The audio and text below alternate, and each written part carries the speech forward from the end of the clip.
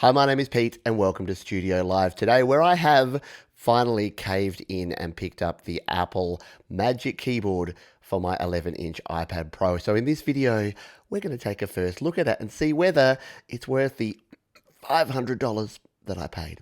Okay, before you freak out, that's 500 Australian dollar bucks. If you're in the US, it's $349 or your country equivalent. So what do you get for a $350 keyboard for your iPad?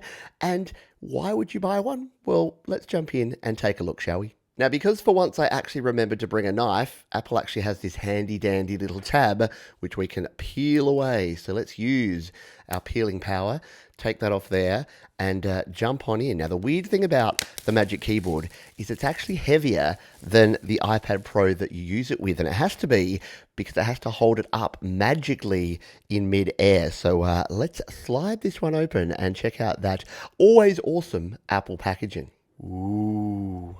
I feel bad that I've got fingerprints on the box. And the big reveal, oh, it's a black case. Cool. All right, let's take it out of this additional plastic enclosure here and get a closer look. We've got another little tabby. I like these tabs. And we open it up. Oh, it's a nice, soft, rubbery feel that we have on there. I'll bring it over here. You can't really see it in the light there because of my dodgy camera. But it is a nice matte black finish. If we open it up, what have we got inside? It's very heavy. It's got a little protector. That's the little white protector in there.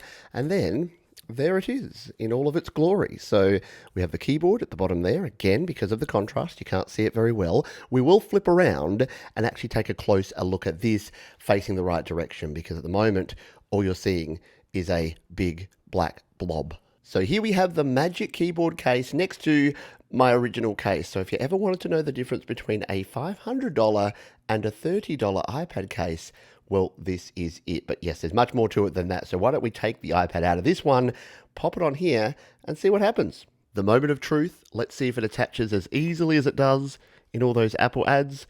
Yeah, it kind of does. Looking good and pretty secure and snug there, I gotta say. Now, as is customary for me, I haven't read any manuals or really worked out how to use this, but I'm assuming, yes, a tap of the space bar, and my face is too far away. All right, let me get my face a little closer, and then we will unlock and take a look. And we immediately have an error here with GarageBand. That's okay, GarageBand, you're all right. See, I'm just so tempted.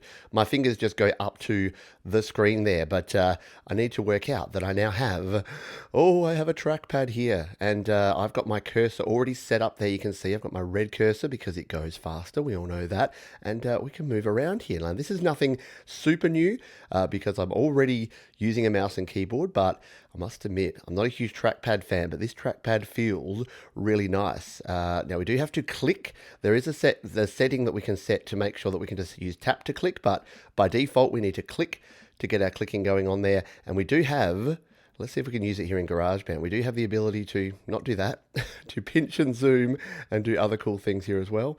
Is that working? There we go. We can zoom with our spreading. We can pinch in. It's a little bit tricky here over my camera, but yeah, so we have multi-touch gestures on this trackpad as well, which is going to be pretty cool for navigating around things like GarageBand and other apps, but that's the surface. So let's jump in and we'll talk about some of the features of this keyboard, and we'll have a bit of a type on it, shall we? See how it goes. So one of the things I got pretty excited about when I first saw this keyboard was that it has a USB-C port built right in here to the side, which means we can power up our device by plugging directly into there. There we go. So that is now powered up. Now, before you get too excited, like I did, this is only for power. I know, boo. So we can't connect up any of our other devices, our USB audio interfaces, our powered hub. None of that can go in here. But it is convenient that when we're not using that gear and we want to power it up, we don't need to have any dongles hanging off the sides here. We can just plug directly into that port. So yes, it does mean that if we want to have our USB devices or our USB powered hubs connected, we do have to have this ugly business hanging off the side here. So not ideal, but there's no sort of downside to that over what we'd have to do if we weren't using this keyboard. So once again, this trackpad is multi-touch. So let's test out a few of the other cool features. If we use a 2-finger swipe, we can scroll through our different sets of apps. That's kind of cool. We can use a 3-finger to go up and then go to our app chooser. You can even close apps by doing two fingers to flick them away. That's super handy. We can, of course, tap over to go to different apps. And I think we can do a three finger sideways. Let's just try this. No? Is it three finger up and down?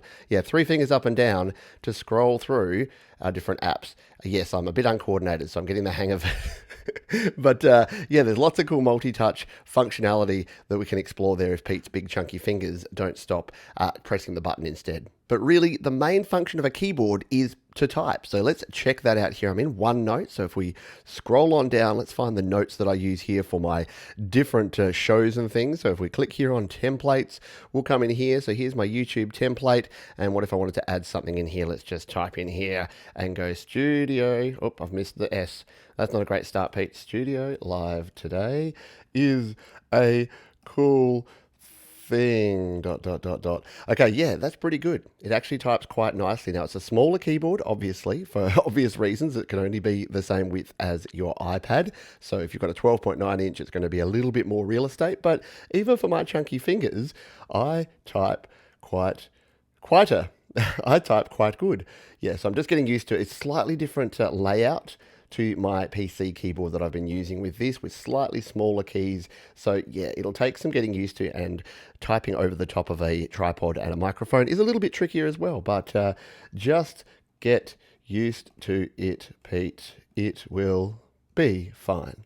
I think I will get used to it, and just having everything here, not having a separate mouse, keyboard, and the clunkiness there, I think this, in terms of my workflow, is really going to improve things for taking notes and for typing and for doing all the things here on my iPad.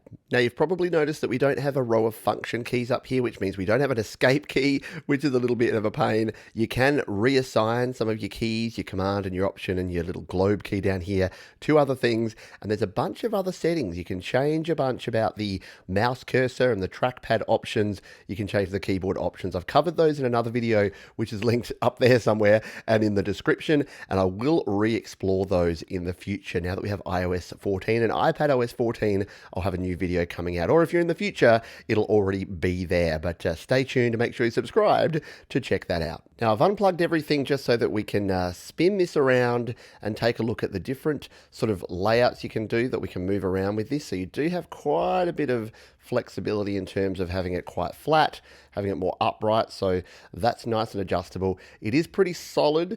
I mean, it's weighted down here. As I said, it's more heavier than the actual iPad, so it's not going to go over too easily there. And the surfaces here are this nice rubberized finish, so I do like the feel of that, and it shouldn't deteriorate too much or mark or fingerprint over time because it's a nice matte finish. Around the back, we've got little enclosure there for our cameras and our LiDAR sensor, which I have never and probably will never use. And oh, look at that little Apple logo just in there. Isn't that nice?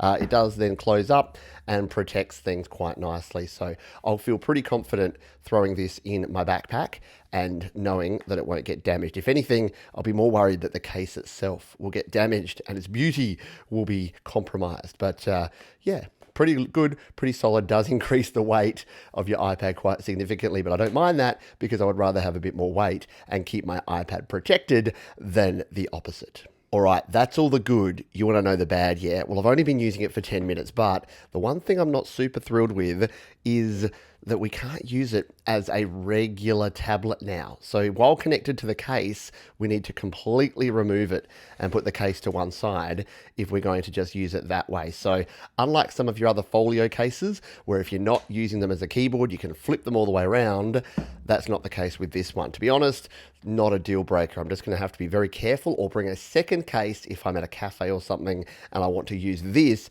but then switch it up to using it more as a tablet as opposed to a little mini laptop. Now, I mentioned this earlier, but I would have loved if this USB-C port could have been for data as well as power. It would have made my desktop so clean and neat and tidy, but as it is, I'll have to plug in power here and still have my dongles hanging off the side. And now I haven't quite decided if this is a good feature or an annoying one, but it's actually, the magnets in this are really strong, which means it's quite difficult to open up. So if you're trying to do it with one hand or to just flick it up, it's not going to happen. It's really solid, but again, that means it closes and it stays closed, and you do have to give it quite a nudge to actually get it open again. I think it's probably going to be better that way than if it were flimsy and if it were popping open. So we're going to give Apple a pass on that one.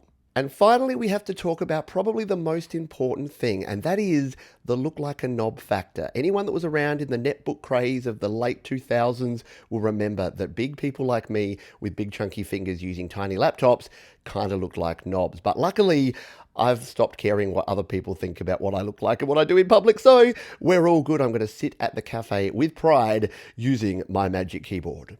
So is this keyboard actually going to be magic for our iPad Pro? Well, that's what I'll be finding out. So make sure you're subscribed, because I will return and revisit this after a few weeks of use and let you know how it's going. If you do want to pick one up, there are links down in the description to where you can pick one up online and check it out for yourself. Thanks for watching. See you next time.